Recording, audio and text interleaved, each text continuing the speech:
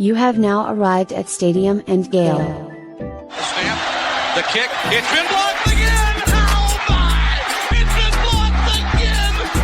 He's going to heave one deep down the field. It's going to be to the goal line. It's going to be gone! It's a touchdown! And the Gators have won the game! Tyreek Cleveland! Oh my! I can't believe what I just saw! Dropping back to throw, pops and fires the ball over the middle. It's Corey! It's Corey! Got a touchdown! Corey's got a touchdown! Oh my! Corey's got a touchdown! Hands it off to Harvin. He comes back. Say goodbye. Ahmad Black, in his final game as a Gator, takes it all the way home and sends Urban out a winner. You have now arrived at Stadium and Gale.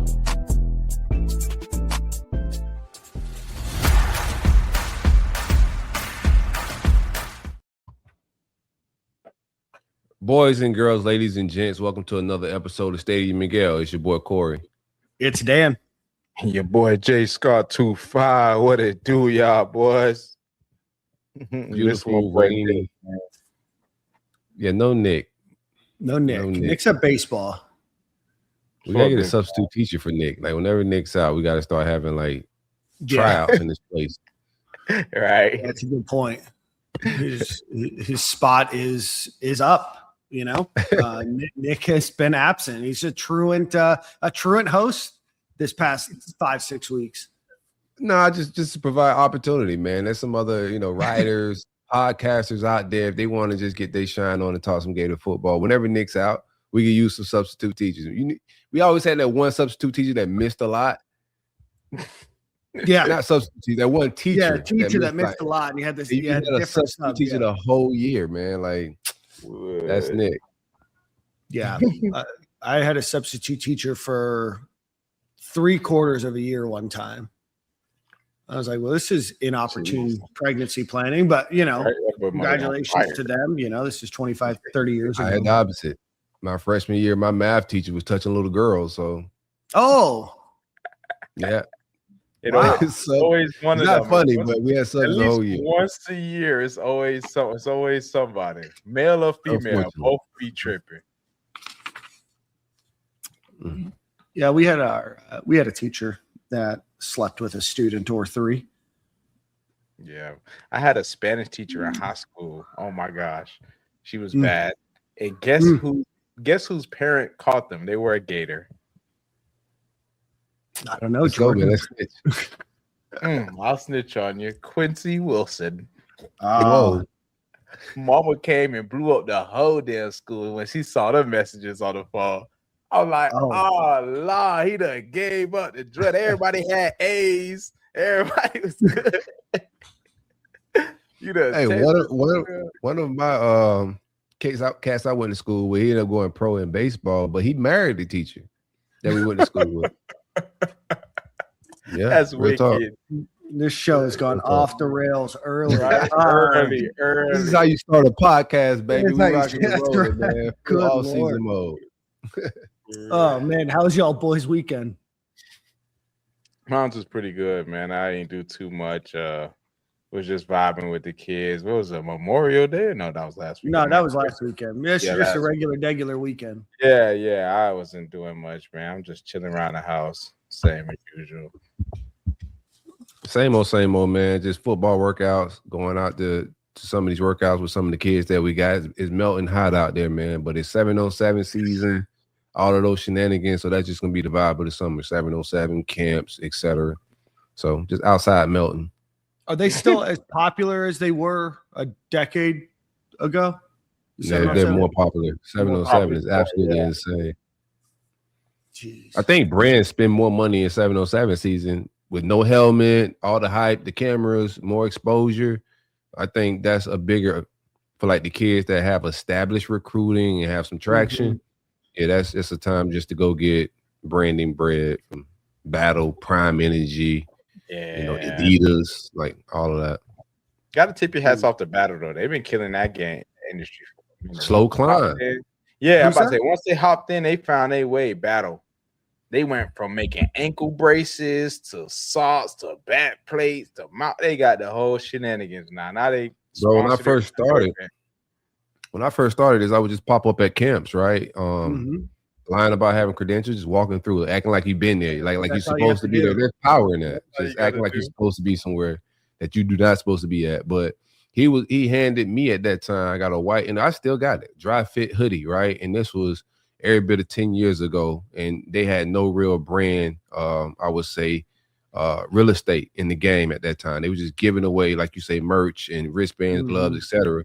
Now, if you look up, man, they just did a commercial with Jeremiah Smith. They had the young boy Lil Rod, the Pop Warner sensation on that. So they got a real they got real traction amongst the youth right now as like a athletic apparel for sure. Yeah, for sure. Damn, I don't even know if I know them. I mean, maybe I've seen the logo, and obviously I'm not around the 7-on circuit. Yeah, it just says battle. It just says battle. Okay, very easy. All right, not trying to confuse me or anything. All right. Oh man, well, that's good, man. I know that you got a lot of boys out there that are being recruited, and you're doing a great job out there. Shameless plug for the pod. We'll talk a little bit more about it. I got the chance to. I appreciate Denver Parlor. He's head of basketball ops for Gator basketball, but he gave me the chance today to talk with Todd Golden. Obviously, it's something that we would have loved to do in person or, together, but the opportunity in person with the tight schedule and everything else. Florida's going to kick off their basketball season against Miami here in Tampa. But don't worry, I think that there's going to be more games around the state of Florida this year. I know that they're looking kind of north, central, and south Florida, where they're going to try to play some games out of the O-Dome to try to get the team in front of maybe some larger crowds and some larger audiences. So be on the lookout for that probably in the next couple of weeks, but want to give a quick shout out. We'll talk a little bit more about that, but thanks to Denver at the beginning of the show. Boys, I'm fully in my washed phase. I went and looked at blinds today for the house, and I spent my Saturday buying furniture. So I am truly just like the rest of everybody else. So the best part about going to look at blinds and furniture is knowing that your opinion don't really matter. You're just there for moral support. I could have bought blinds today, but I told Sarah that I'm not going to make that decision. Now, mind you, I'm the only name on this mortgage. This is my house, my home. Hey, that's what but I would never, ever make a decision like that. I'm about to say, I don't think you want to cross that line, even though. No, I just there's one right answer and there's a million wrong answers, and I don't want to play Russian roulette with blinds. You know what I mean? It ain't even worth it because we do not care at the end of the day. No. Every opinion I threw up my first time going furniture shopping with my wife, every opinion I threw up was just null and void. She found a reason why it was dumb. Thank you. Yeah. I just slowly realized I just need to just fake the funk and act like I'm about to pick something, knowing that you're going to fix it and pick it anyways. I'm like, that's what the great thing about it is? So like 6 months passed by, and then she's like, this couch is uncomfortable. I'm like, that's what I said in the furniture store. It looks great, but it's not comfortable. I'm in the same situation. Exact same situation. Months later, you're right. This couch is real. Happened all the months ago when I told you this. Man. I've done this thing where I kind of walk around, do my own thing, and then I come back to see what she likes and be like, yeah, I was looking at that exact piece. That caught my eye too. Because I don't truly know like what I'm doing, but I definitely am not going to be steadfast in the wrong decision either. Right. But anyway, we got a big show. We'll talk Todd. We'll talk the new Gator commitment. We'll talk a little baseball. And then we've got a really cool opportunity to interview two guys from the class of 2027, quarterback Davin Davidson and wide receiver Eli Pearl. So we got two quick ad reads, and then we'll get into it. Stadium and Gale is powered by the great folks at Brun Insurance and Financial Services. Anything you need insured, from the Panhandle to the Keys or anywhere in the Southeast for that matter. My man Greg is the best at the best, can save you some money. It don't cost you a dime to find out. Visit them at bruninsurance.com or give them a call at 954-589-2204 or whether it's home insurance, life insurance, auto. If you have a plane, never know.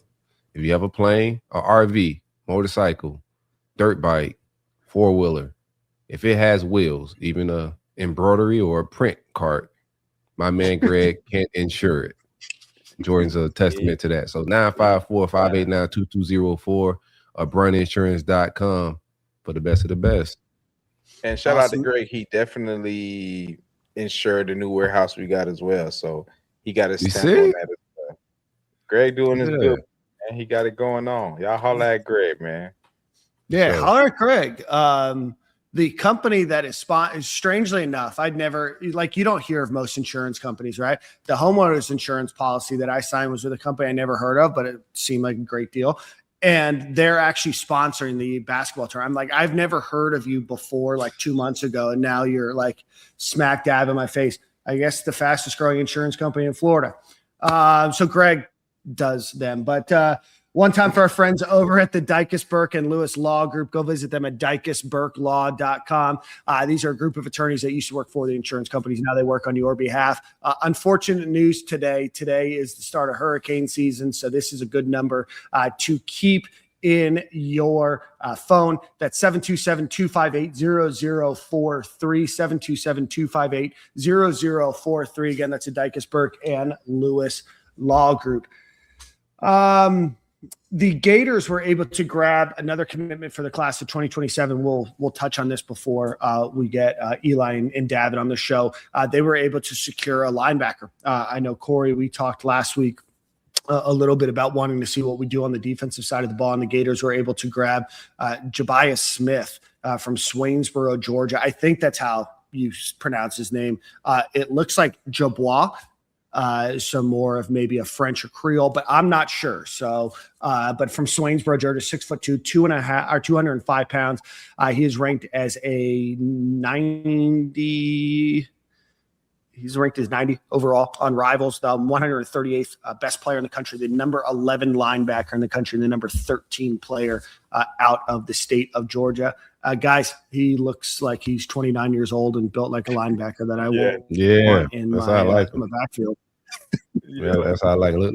When they look like they aged out and you need a birth certificate for them, that's why I need my linebackers. And also in Georgia, like Florida, we struggle in this state with linebacker development. Yeah. But Georgia, if I get Georgia definitely got that one. Yeah, we got some guys that should be safeties, but they're linebackers. Then we got defensive ends in this state that should be linebackers, but they're DNs.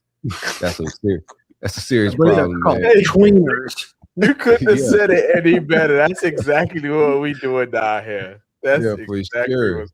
Brian I don't even want to get into the undevelopment of talk of linebackers, because there could be some gangster linebackers in Florida. They're just playing them out of position because schools want to go win. They don't really care about your college development. Anywho, the kid's a gangster. Muschamp wanted, not Muschamp. I think Muschamp wanted him too, but Kirby definitely wanted him.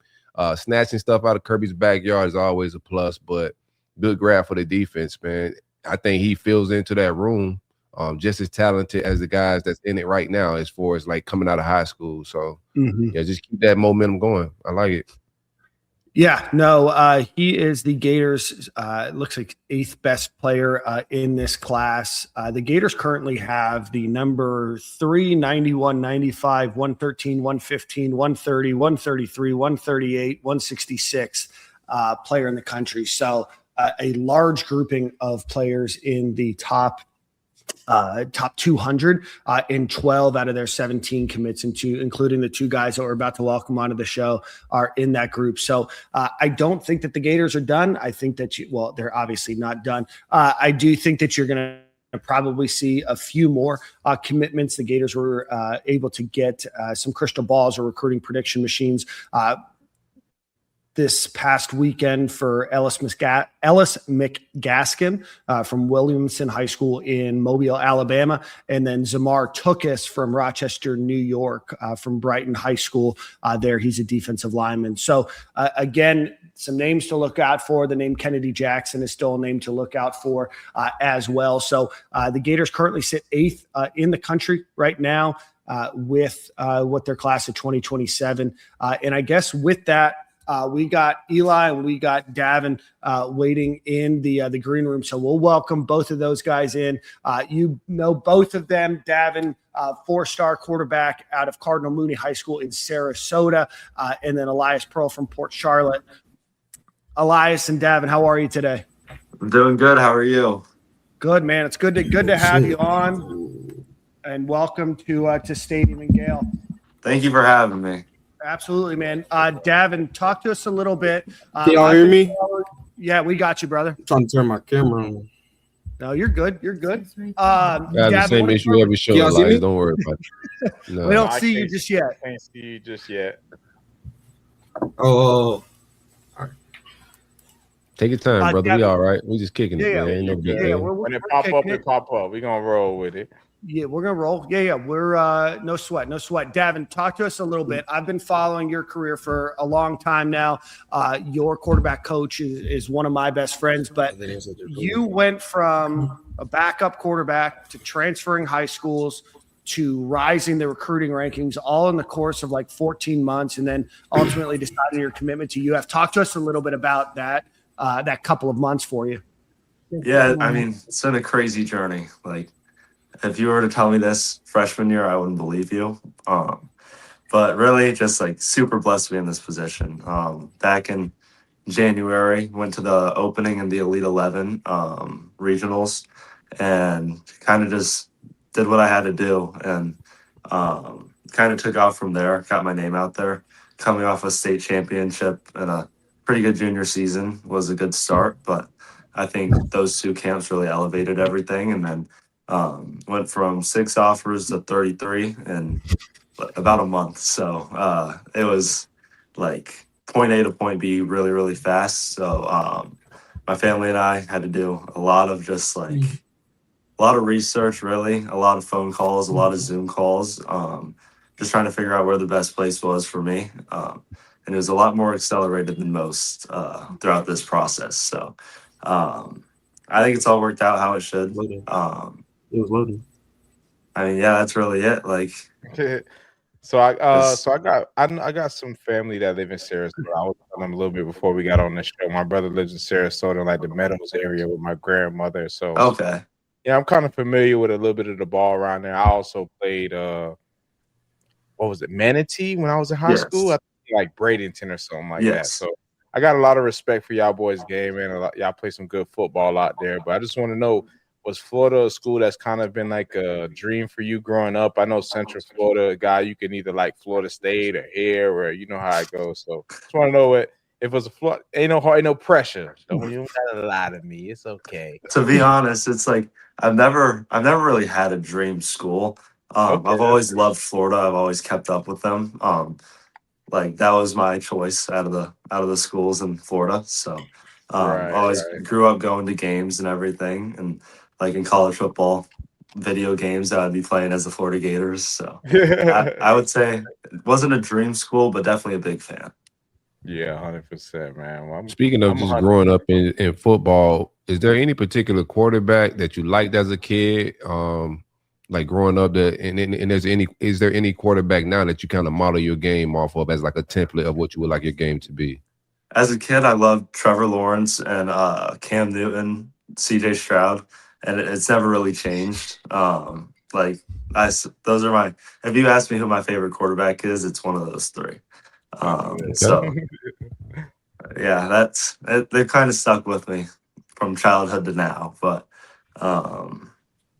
unfortunately, I wasn't in the Tim Tebow era. So All good. yeah, it's all good. But yeah, us a little bit. Yeah, I was watching your tape, man. And I saw you got to beat up on Aquinas a little bit. And I seen Aquinas on the highlight tape, man. I was a former Raider myself, so to see you beating up on my boys a little bit and doing it, you know, as a Gator, I'm happy for you. If you can go out there and do them boys, I know you can go out there and do it in the big leagues 100%. So that's kudos to you. And also, man, I was taxing Court before the game. I said I love just watching your tape and seeing the athleticism. Like, you're a righty, correct? And you're rolling out left, squaring up your body, and being able to make that throw. I think that was like the second or third highlight clip on your tape. Like, that was definitely impressive, man. I just wanted to kind of give you flowers as a former athlete to just let you know that I'm excited to see what you're gonna do in Gainesville for sure. Thank you. It means a lot. Thank you.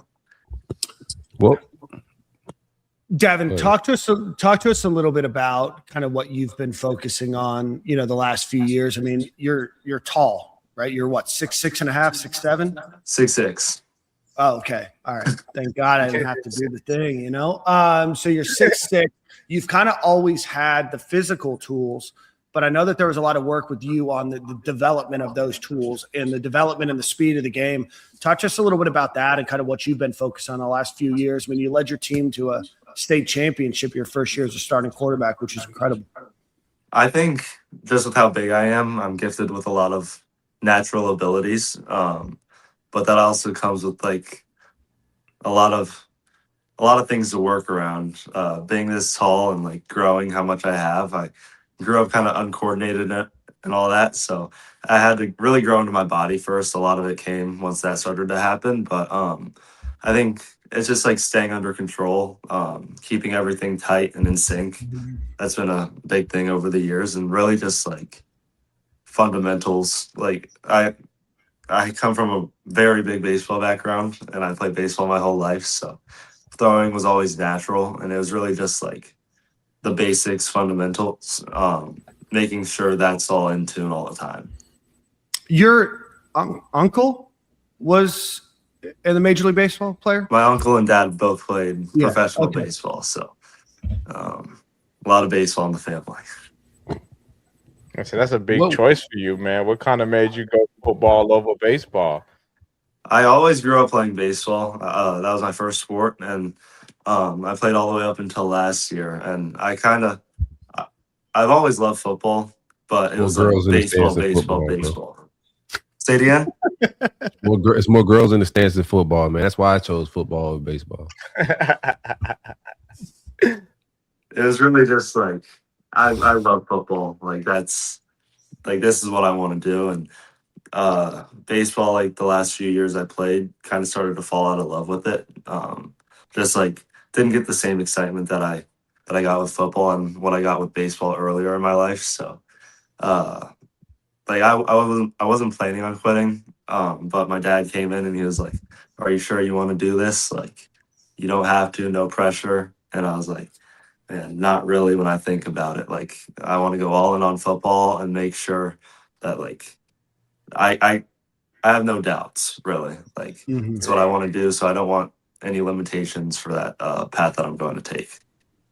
What attracted you to Faulkner's offense? Like, what about it in relationship wise, scheme wise, and relationship wise? What about Buster Faulkner that attracted you to the University of Florida? I think just the track record that Coach Faulkner has. He's never really had the same quarterbacks in his offense. I think he's very versatile with how he calls plays and the style that he calls them. So I think he does a really good job at kind of forming the offense around the quarterback and making sure they take advantage of the quarterback's strong suits. Like, I'm not a guy that's going to run the ball 20 times a game like Haynes King.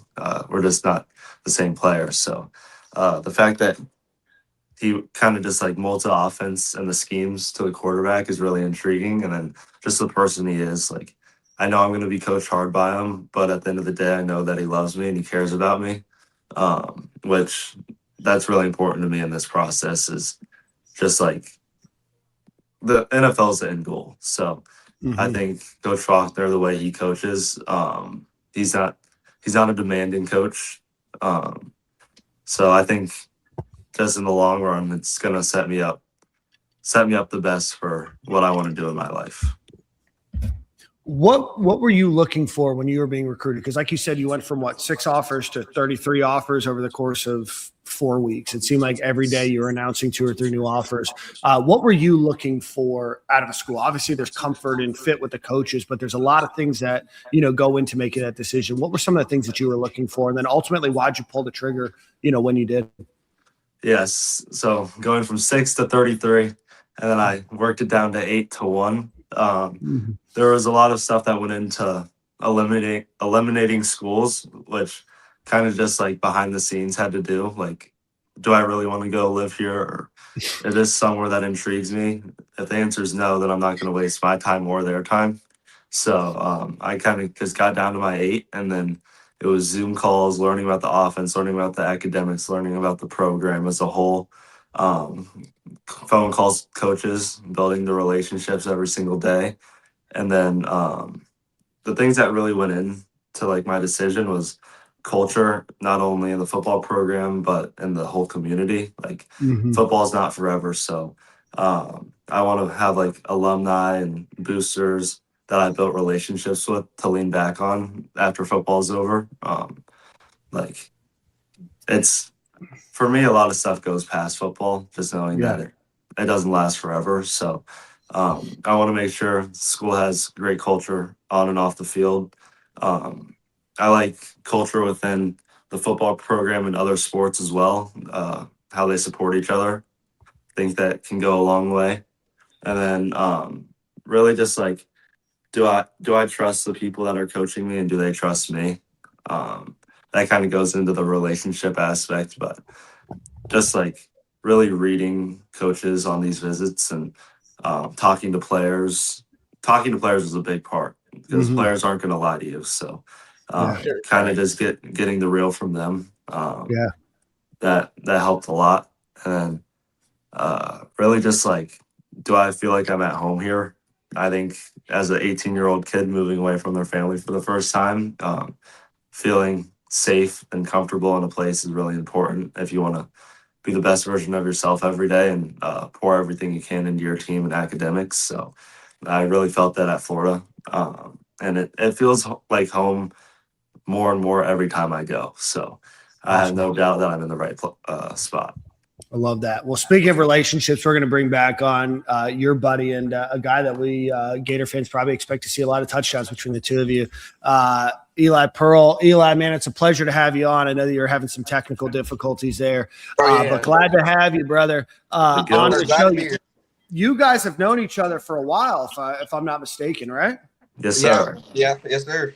Talk to us a little bit about your relationship. And Eli, I know you committed, a couple weeks after Davin did. Talk to us a little bit about your relationship.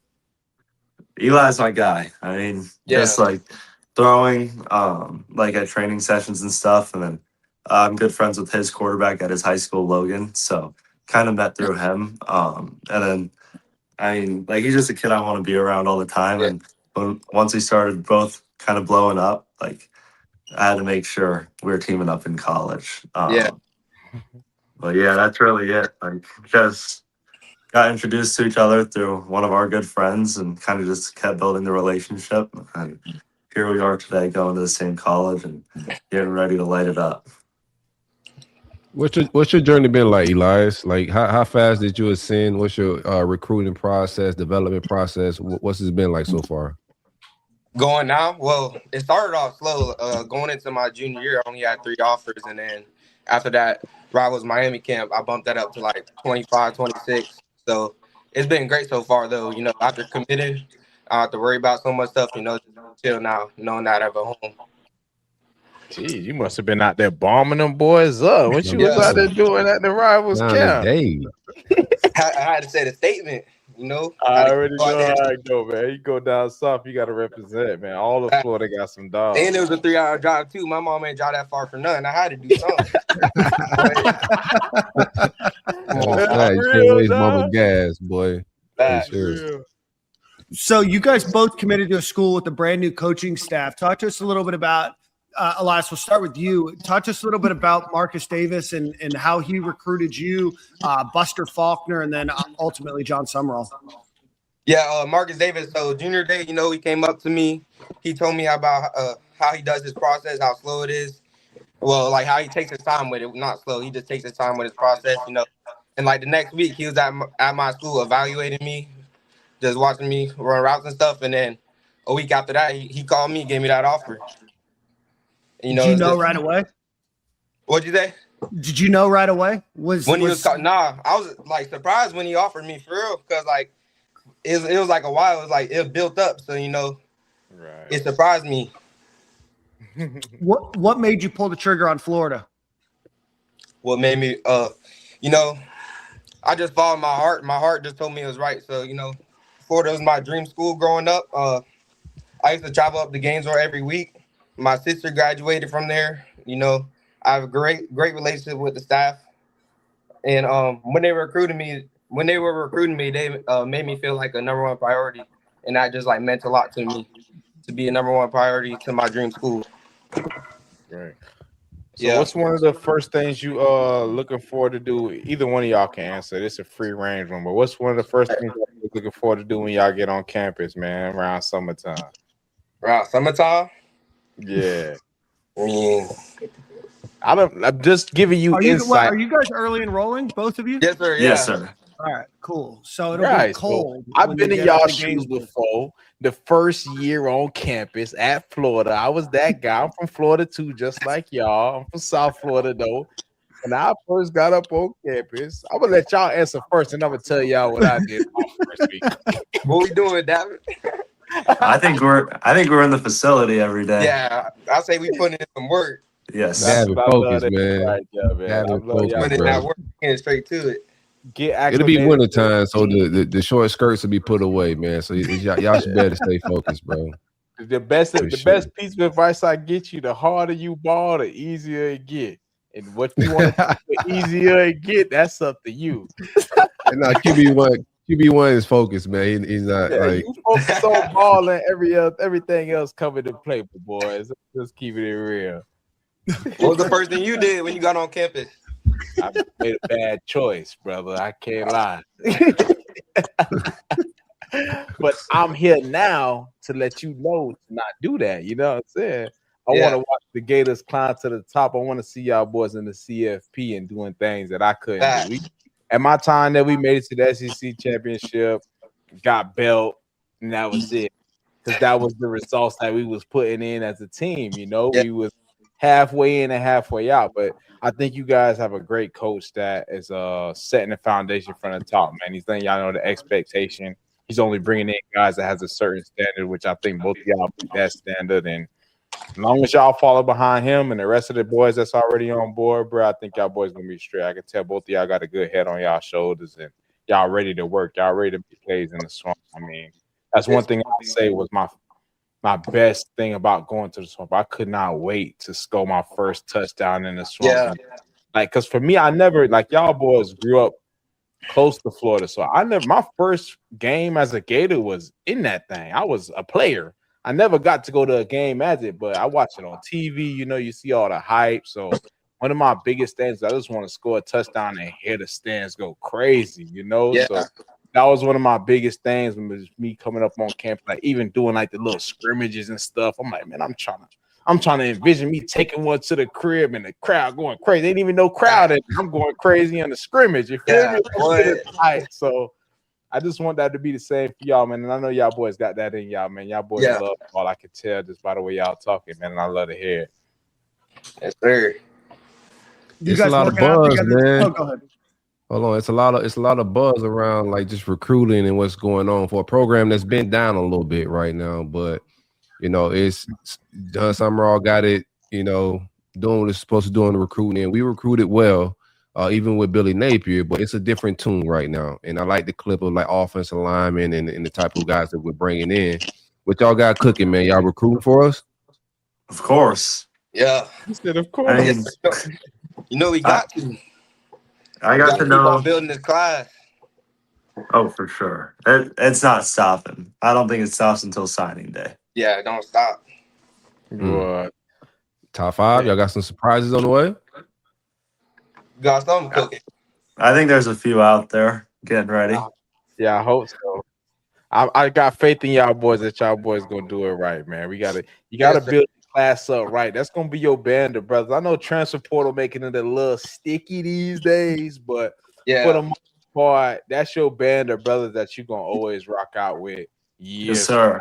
Like the dudes that come to your class, y'all gonna share special memories and just have great times together. Whether it's for 5 months, 9 months, or 5 years, y'all boys gonna all be together, man. Yes, sir.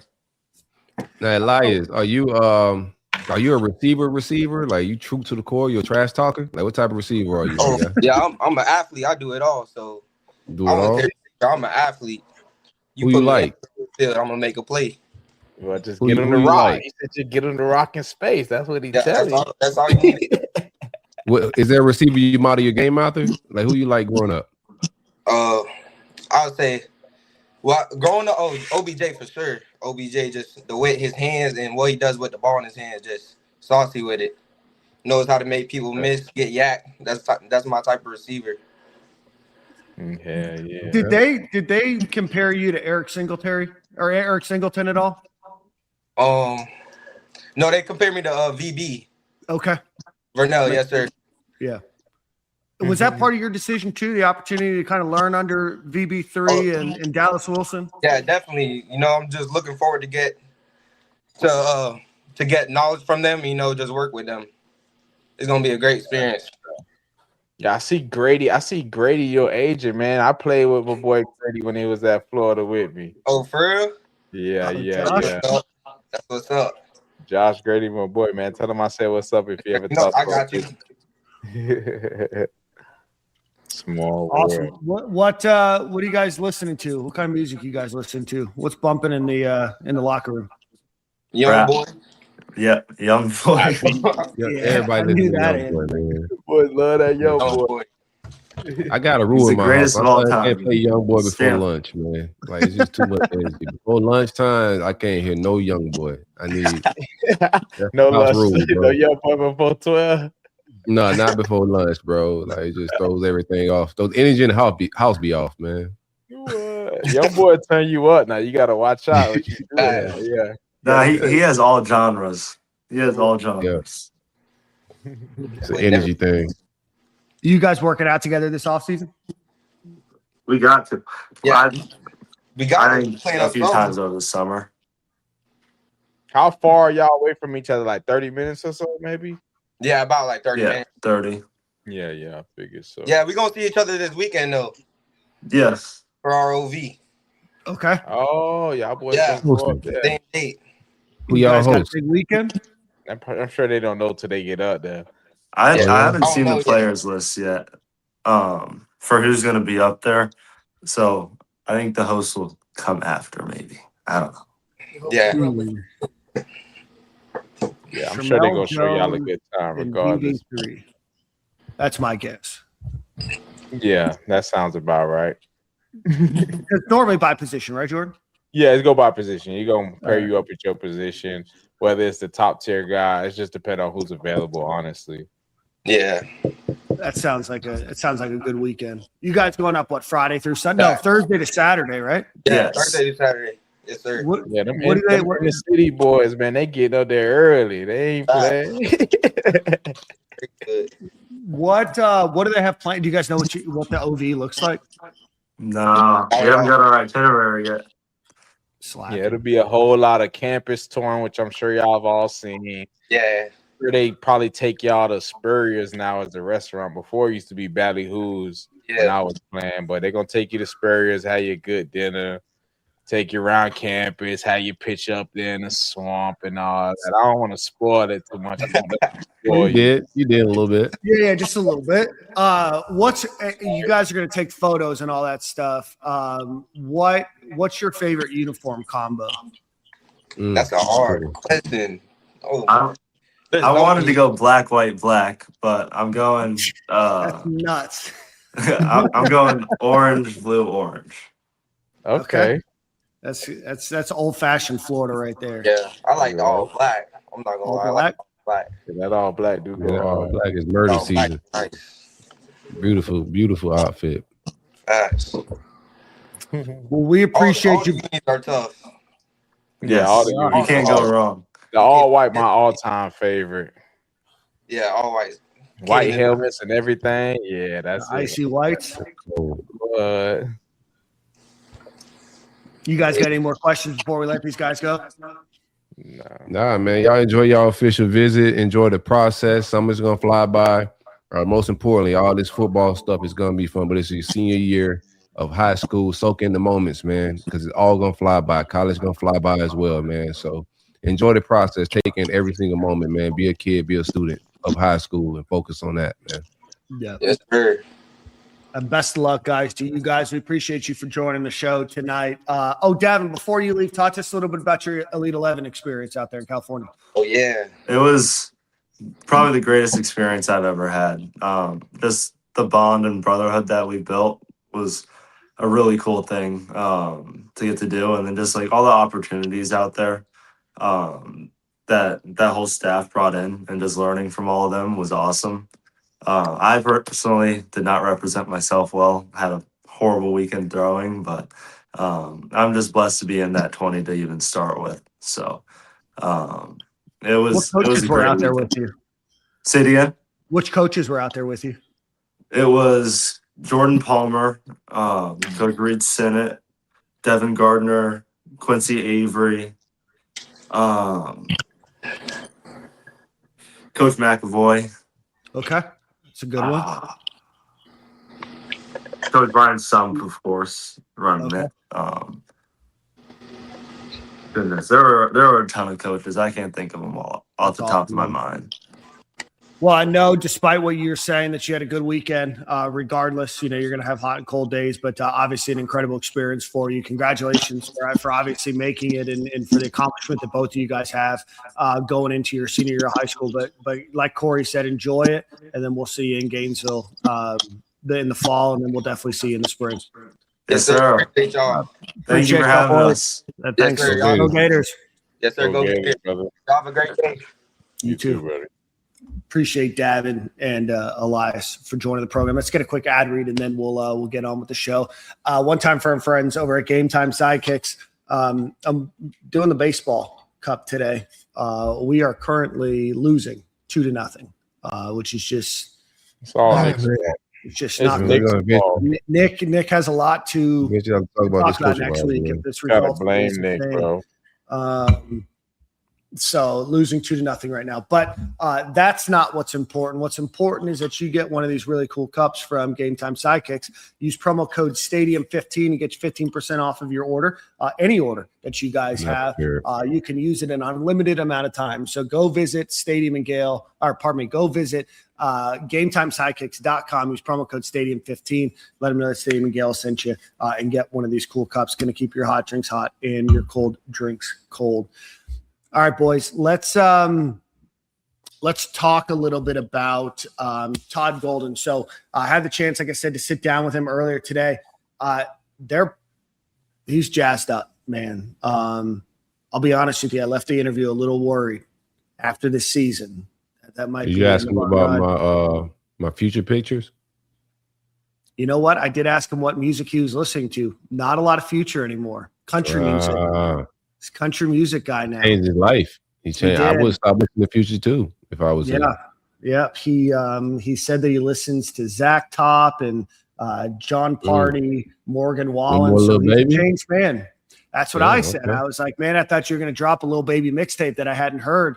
But then he brought some artists that I knew. So we had the chance to chop it up after. But obviously the Gators are returning 11 starters, including 4. They're starting 5. The 6th man of the year. We talked a little bit about the recruits that they got over from Europe. And we talked a little bit about just dealing with the pressure and what that means going into next season. So that interview will drop at some point this week, maybe Tuesday, Wednesday. It's not a time-sensitive thing. But I do want to plug that tickets go on sale shortly. If you live in the Tampa Bay area or Orlando, Lakeland, want to drive over for the game against Miami to kick off the season, those tickets go on sale next week. So yeah, but be on the lookout for that. Did you guys catch baseball at all?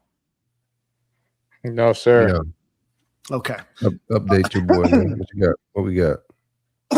Gators started off winning against Ryder by 1 run in the first game on Friday. Then they went and won by 12 against Miami in game 2, 22-10. It seems like every hit at the stadium has been like a home run these last couple of games that I've watched, except for today. Then the Gators lost yesterday. A tough match yesterday. They just pitching was bad. And I think that's really the only thing that you can say. The Gators scored 11 runs yesterday, but gave up 16. So that forced the game tonight, which is why Nick's not here and the Gators are losing 2-0 against Troy. Obviously, a lot can change between now and then, but that's where we sit right now. There's going to be changes. There has to be changes, I would imagine, to the pitching structure. And I hate that it might be one of my Coral Springs high school alumni. These Coral Springs people out of here, man. Yeah, somebody, I forgot who it was. I think it's Jake on Twitter, said we need to keep Coral Springs high people away from UF. And I said, they're doing a really good job of not getting many people to UF. But I think it might be one of our last connections. I just don't see how it works. Bad game by Liam Peterson. Gave up a bunch of home runs yesterday as a starting pitcher. Aiden King didn't have a great outing in his first game. And then if you lose a regional after being in the winner's bracket against Troy, not that it's all indicative on the name of the school, but this should have been a regional that the Gators won. But right now it's not looking too hot. But we'll see. Fingers crossed. Boys just down by 2 runs here in the fifth. In brighter news, I know you guys were asking and wondering, the Gators golf team currently in 3rd place in the Division I Men's National Championship stroke play round. The top 8 teams will make it to match play, and that'll start tomorrow. Gators currently sitting in 3rd place, minus 12 on the day. So kind of a rough start. First 2 rounds, minus 16 through the last 2 days. So shout out to those boys. But other than that, don't have a ton to talk about. This was kind of going to be the highlight. We scored a run. It's 2-1. Don't have a ton to talk about. Anything that's on y'all's boys' minds before we kind of wrap up here? I know some potential, just like legislation and stuff like that with NIL, but we can let things kind of subside and figure itself out before we start having that talk. But now we're in the thick of off season. Not a whole lot going on. Yeah, not a whole lot going on. I made a fool of myself today talking to Todd Golden, which is obvious when we were going to get to the European names that I didn't know how to pronounce them. He said I did a good job. But then I said, there's talks of the NCAA tournament expanding to 72 teams. He's like, it's already happening at 76. I'm like, sick job, Dan. Great job researching. So that's happening. But yeah, not a ton to report. Stay tuned for the Todd Golden interview. There's a lot, like Corey said, happening in the NCAA world and then in the Congress right now with how things in sports might change, transfer portal rules, limitations on being able to get European players in the future. There's still no update on Denzel Aberdeen, by the way. You'll see that in the interview. But I think the way Todd's talking about it and the way that they're moving forward, I would imagine that he'll be a part of the team next year. But other than that, short episode. Yeah. So I know we got a couple of JUCO guys in already. I know we got a DB, correct? And that's about it. Or did we get somebody else from JUCO? I just want to see, did y'all feel like we needed any other spots to kind of get filled up on a JUCO wave as we could, or what?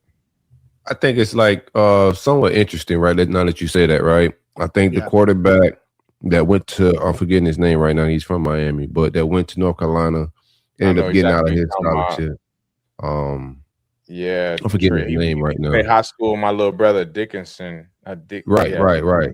He transferred to Yeah, he transferred to Texas Tech in the portal while the portal's closed, but he was let out of his deal. So I think that's the new spring portal is kids getting out of, but the school's got to be in somewhere agreement, I would think. But I thought that was an interesting move of the past week. And I'm with you. They are JUCO kids out there and graduate kids that's out there, but I don't know, like talent level, are they good enough? But there or is even an Ivy League guy. You can grab an Ivy League guy that graduated. Jordan, we've tried that. We tried that before. It doesn't work. It sounds really good. Yeah, they're in school for education. It's some good Ivy League and paying to play football for a reason. You gotta find them, bro. It's just like with anything else. I wouldn't go grab a Ivy League O lineman, a D lineman. You know they ain't tough. They want to learn about school. So you gonna get a receiver? I would go DB receiver. Those are the easiest positions to be good at. Like it doesn't. You can shake a tree and 10 DBs will fall out. 10 receivers. Not in Ivy League. If you shake an Ivy League tree, you may get half a DB. Bruh, this is what I tell people all the time. Skill positions is hard. Like the drop off from skill levels. Let me tell you about the pain in your life that you need to be a DB, my boy. Like you got to be. Those are like it's a freak position, bro. I'm not saying DB is easy. I'm more of saying that it's easier to be a skill position than a trenches guy. You're not for sure. That's what I'm saying. It's a lot of guys, like, even if you go on like the level of just comparing football, like even now, like in the state of transfer portal, right? You look at the dynamic of skill throughout all the different conferences, it's hard to differentiate like the skill level from the receiver to DB to running back ratio. They're all pretty much even. What separates the SEC and Big Ten is the trenches. You can grab a dude from a smaller division school and he can go snap if he got speed. All he needs is speed, and all of a sudden he's relevant in the SEC, right? All you need is to do that shifty, and all of a sudden he's relevant in the SEC or Big Ten. Like, I feel like when it comes to athleticism and the skill positions, if you could do a good job recruiting, you can get a guy that can come play for you or just be a depth piece. Because like we said, we thin at DB right now. Yeah, we thin. You feel me? I'm not saying that what we grabbed was enough, but shit, if there's some corner out there sitting 6'2", running 4.4, 4.3, I don't care if he's smart. Go get him. He can probably run with somebody. You feel me? Like, it's easier to compete in a skill sense versus a trenches sense. It's just where you just don't got it. You're not strong enough. We thinner than a G-string, bro. I ain't gonna lie to you. Yeah, definitely. Yeah, I mean, defensive back for sure. Yeah, and that's just my only worry. We one injury away from looking real ugly, looking like I need to know, like Mr. Aiden spinning it again. That's what I got question marks about even who's starting. So come on, so I got my starters kind of penciled in, man, but I'm gonna leave it, man. I got a new reason to be biased in the secondary, but I mean, I think that Javari Flowers has earned as much of opportunity as anybody. 100%. If he's not out there, I'm mad at this rate. You know what I'm saying? Yeah. Knock to him. I think the kid's a phenomenal athlete. I think he's gonna be great for us. 100%. Yeah, I think him and Hanks both put a lot of pressure on Cormani to kind of. He better turn that corner because the way them boys, shape both up them or boys, ship out, as my dad would say. Yeah, I mean, we can't ship him out because we too thin. So he's gonna beat him. But your last year's the year you don't want to lose reps. Like you going into the NFL, and if he don't come like polish on some of the parts of the games that he struggled with, eye discipline, understanding zone concepts. Like if he don't fix that part of the game, these young boys are gonna take a lot of reps from him, like on the real. But I'm with you. I want to know the health of Devin Moore, like where we at with him, because there's still a lot of smoke and uncertainty of where he's at. Dijon Johnson. Not Devin Moore. I mean Dijon Johnson. My bad. Dijon Johnson. I mean, they're kind of the same guy a little bit. Yeah, I haven't heard an update on Dijon, but that's a question mark, right? You brought in a new star this season. You brought in a new safety, Cam Dooley, but what does that position look like? And then what happens after, right? And depth right now is very different than it was 10 years ago before the transfer portal and NIL and everything else. But there's a lot of reason for concern at the depth of the defensive back room, which has notoriously not been healthy at Florida the last 5+ years. Yeah. Right. Yeah, I'm with you. Any other position that's in that category? I think corner is. I'm a little bit more comfortable with the safety room than I am even with corner. I think we got more options, and I would say quality and less injuries. I still scratch my head on that O-line. Just cause I'm happy with the recruits that we got. Yes, I'm happy with all of that. But as of guys that's a play now, guys, my starting 5, I just don't feel too certain not knowing that going into the. You feel me? You know what I feel a little bit better about, like O-line, because O-line is a position you can scheme around, right? Even with bad O-lines to good O-lines, average O-lines, you can have a really good offense with an average O-line if you scheme around it. We've seen Dan Mullen play that game a little bit, and I think Faulkner got a little bit of that in his arsenal. So while I do expect us to struggle with some O-line play, I think offense is going to be fine the way he spread teams out, unload the box, get the ball out quick. Like a lot of that stuff can mask a bad O-line. You can't mask a bad secondary. No, you barbecue, the whole block tried. smell it. The whole block get ugly real quick. You can kind of mingle. You're obviously not going to be able to do what you want to do offensively, right? You're not just about to line up and just run power down somebody, throw it or run like we did versus LSU years ago. Run punch every single play. They can't stop it. Like that's not our identity this year, I don't think. And I mean that's fine. That's why we hired a guy like Buster Faulkner to kind of make sure that we have those tools at hand. But I think, like you said, you can't hide that DB room. It's gonna be a matter of time before you got to show up and show out because they're gonna try you, they're gonna test you. It's just a beauty of the beast, especially once we mess around and start stopping and run. I mean, good luck.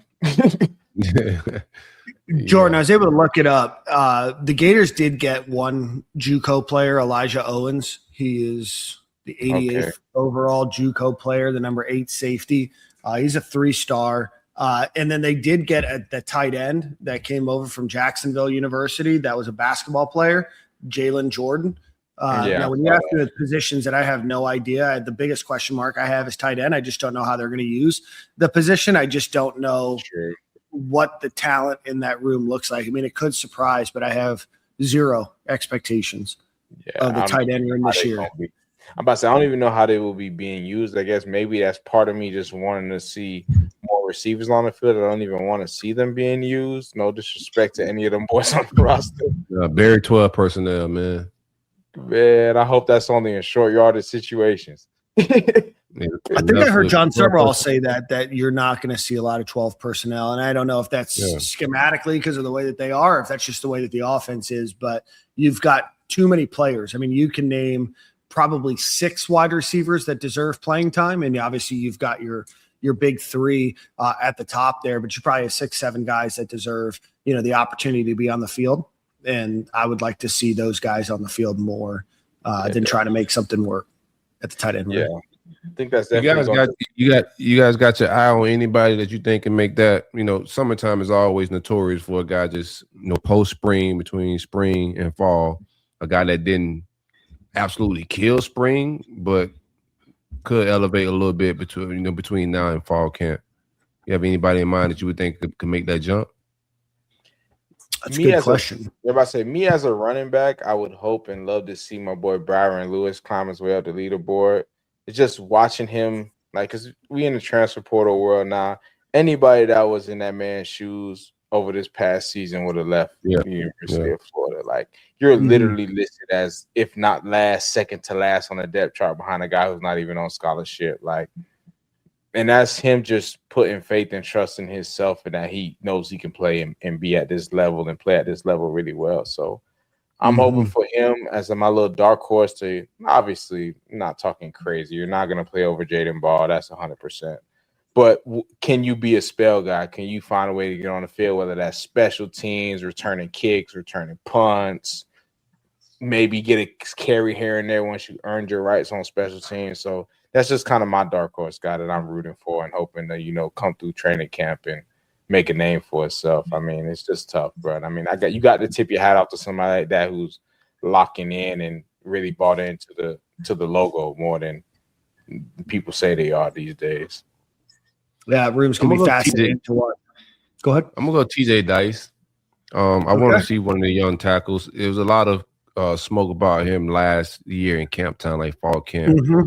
Some people saying that they thought he was ahead of being a true freshman, how he was playing. Didn't hear a ton about him in spring, but hopefully that just summer, work out, that he explode on the scene, and kind of start anchoring down like one of those tackle spots, man, or become at least quality depth. But I would like to see him kind of trying to take some snaps away from one of them older guys.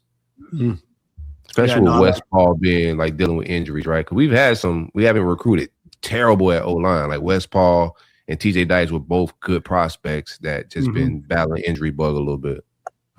Yeah, up until this season, Westfall was our highest ranked offensive lineman commit in a long time. So hopefully he can stay healthy. I've got a couple. One is a name that I'm just rooting for because I want to see him live up to that 5-star potential, and that's LJ McCray. I know he's in a crowded room. I know that he's got Cam James at end. He's got Jaden Woods at end and Jack, and that's where LJ is. What does he do? How is he able to make his statement on the field? And then from a transfer perspective, kind of same position is Emmanuel Adebayo, the transfer that we got, that I just think on paper looks like physically just looks like an absolute specimen. The transfer from Jacksonville State.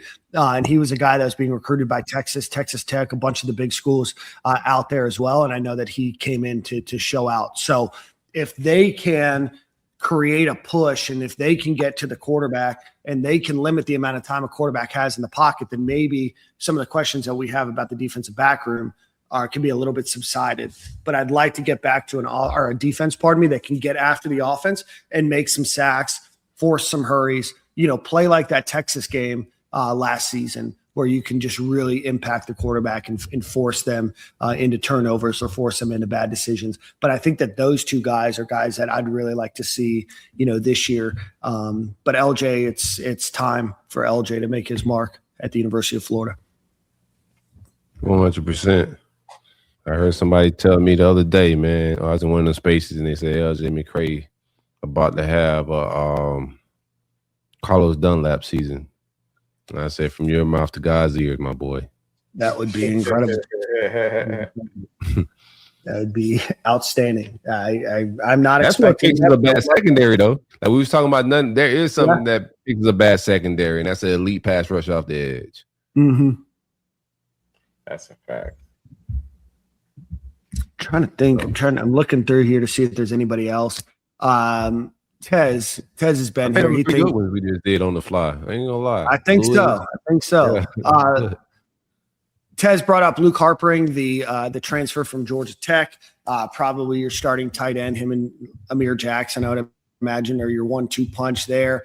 Yeah, I don't know. I haven't seen enough Luke Harpering to know. I think he's got a good skill set. I think he obviously knows Buster Faulkner's offense very well. He didn't produce a ton. He had 13 receptions for 158 yards last year at Georgia Tech. Not saying that that's bad. I'm not saying that he can't do better, and he probably will increase those numbers as a starter. I don't know. I just don't know what to expect out of that room, primarily because I don't really know how the offense is going to adjust with the tight end position. So we'll see, and I'd be more than happy to eat crow on the tight end position showing out this year. I have the most question marks about that position. Obviously offensive line, but I think they'll figure it out. I think the offensive line will figure it out. They usually do. It's usually never as bad as everybody says it is. There was that 1 year it was, but it's usually never as bad as everybody says it is. There was that one.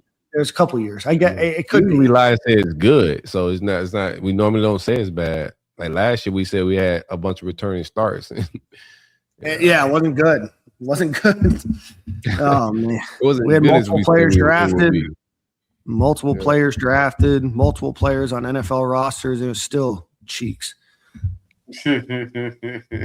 Yeah, hopefully Lagonza Hayward, Drake Stubbs, good names there. Lagonza going into year 3?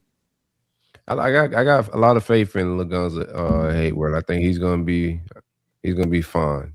I think I had to take on one of those spaces where I said I think he takes a starting role by like game 4 or 5. But I think some of the stuff we're hearing from the weight room, how he works out, safety positions is more of a developmental that takes a little time to understand. Defenses, getting calls in. In high school, you can just depend so much on just your natural ability at safety, and it's just not the same in college. So it just takes a little bit more of them. The game's slowing down for them. I think the game's going to slow down for him very well. But I heard the last strength and conditioning coach and the new one saying he's one of the top, like strength-wise, pound for pound. Things you like to hear out of your safety. He's pretty fast. Physically, he looks the part. Mental side of the game just got to click, and I think that happens this year. Lagonza got more things, I would say. It's Lagonza may think about sliding down in the box. Pause. I mean, that ain't a bad deal. I know what you're saying with that one. Yeah, the Gators are going to have a new nickel too. I think I called him Cam Coleman. That was the running back. DJ Coleman, the transfer from Kentucky, and then Kanye Clark as well. So, that's a very important position. And the Gators have had some good nickels, some good stars, whatever you want to call them. But Kanye Clark is the transfer from UCLA. And I know that there was a lot of hype around Kanye's offseason and what he did in spring. Obviously, DJ Coleman came in from Kentucky. He knows Brad White's defense. I would expect that he's going to probably start, but the more pressure that you can have to make these guys better and the more opportunity that you get to show out, it doesn't seem like a staff that is playing favorites. And I would love to see the Gators get back to having a good nickel, or keeping a good nickel back there, because last year was a little murky, to say the least. Yeah, for sure. Get murky. Get murky. Murky waters. Listen to the pod. It's a good pod. Shout out to them boys. Check them boys out. Yeah, man. All right, boys. Jordan, great topic of conversation to bring up out of thin air. I love you, brother. You're an elite podcaster these days. One time for our friends over at Alumni Hall, go visit alumnihall.com or go visit them in Gainesville on Archer Road right by Chick-fil-A. Largest selection of Florida Gators apparel in all of Gainesville. Again, alumnihall.com. Remember our friends over at Game Time Sidekicks, promo code Stadium15, and then our friends over at Brett Insurance. Give them a call. Just check your rates. It's free. And then the Dykus Burke and Lewis Law Group. So with that, boys, Jordan's been lining up some elite guests over the next couple weeks. So I think that you guys, the audience, are going to love that. Before you leave, hit the like button, hit the subscribe button, hit the share button. We appreciate the 1,000+ people that are watching during the Gators baseball game. It's 4-1 now. So Nick's going to be on the hot seat next week. We might put Nick got to start coming to the show, man. I think he's bad luck out there. Oh, bro, yeah. Bad juju out there, bro. Yeah. We get Nick on the park, we'll get a spark, man. Probably what it is. All right, boys. We'll see you at the same corner, same time next week. We appreciate everybody for watching, and we'll see you guys next week.